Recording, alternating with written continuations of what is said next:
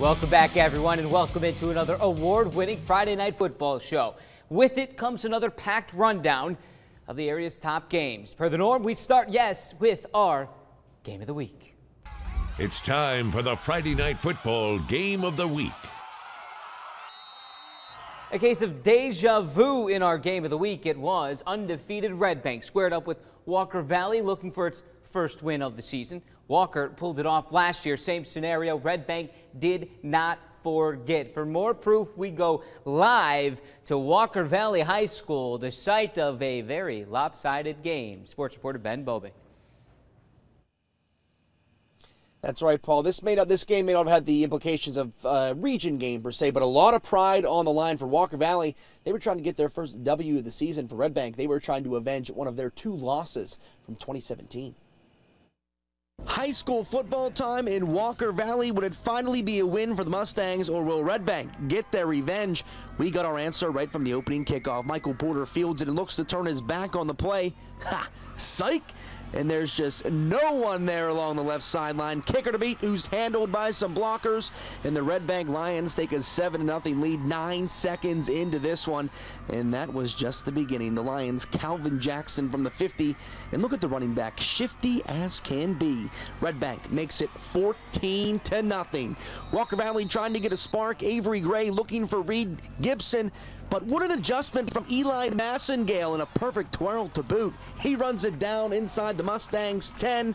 Jackson, he would handle the rest from the 6. What an effort in Wildcat formation too. And here's just an example of Walker Valley's night. Look at this smooth connection from Gray to Noah Dupree, and the big man would not go down, but it's called back due to offensive pass interference. The Lions just made Walker Valley pay all night. You see Lumiere Strickland take one to the house. Red Bank took a 45-0 lead into halftime, and they run to a 6-0 record, defeating Walker Valley 58-6.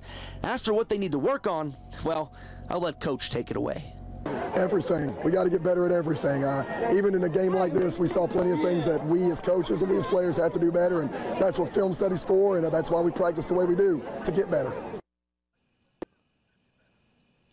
You got to love that intensity from Coach Brown. A lot of people didn't know what to expect from the Red Bank Lions coming into 2018. Well, they're 6-0. As for Walker Valley, still plenty of season left to get that first W, a final from our Game of the Week. Red Bank 58, Walker Valley 6. Paul, back to you for the rest of the highlights. Thank you, Ben. Looking for another big-time matchup next week. Remember, it's Baylor-McCauley week next week. Ben will be there. Next up, though, tonight, we're in the big region. Region 2, 6A. Maryville beat Cleveland last night, which left Ooltewah as the only other team with a flawless region record. McMinn County had a chance to change that tonight. The Owls visiting the Cherokees. Ooltewah up 7-0. Adding on, Kyrell Sanford. Check down to Tillin Cargill.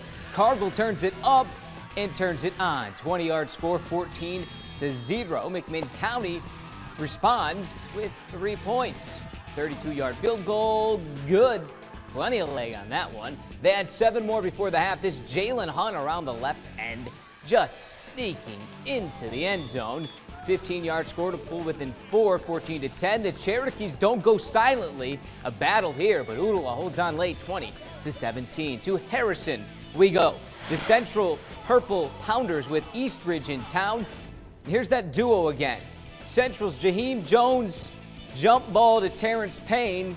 Take what's yours, Terrence Payne. 6-0 Central. Eastridge would respond. Alonzo Russell drops one in the bucket to Eli King. Down inside the 10, great grab.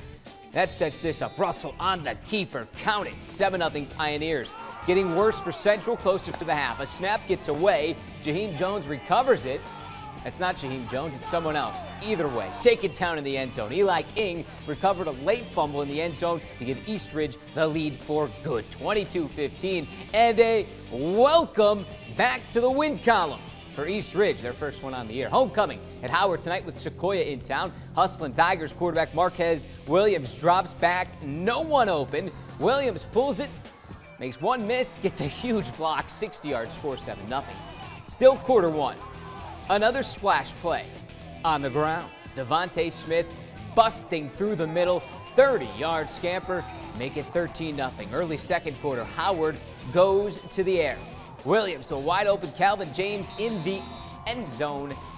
Howard runs away with this one, 49-0. To the scoreboard for the first time tonight, McMinn Central takes down Soddy Daisy 42-8. That should say Bradley Central takes down Soddy Daisy. That was last night. It was Bradley Central winning that game. Cleveland loses at Maryville, as mentioned, 42-7.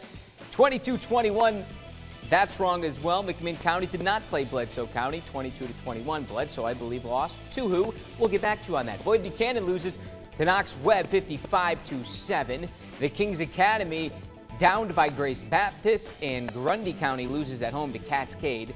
Lookout Valley takes care of Oakdale, 48-0. And how about the Big Blue? McCauley goes into Brentwood Academy and wins 31-27. Huge win right there. Polk County over Sweetwater, 49-20. And Clay County takes care of Sale Creek, 39-0.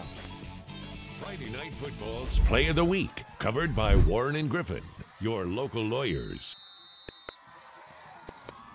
You voted for it. It's Richland's speedster. One of them, Terrence Roberts, running wild and free. Roberts rips off the mirrors, 84 yards with a blaze of fire left behind.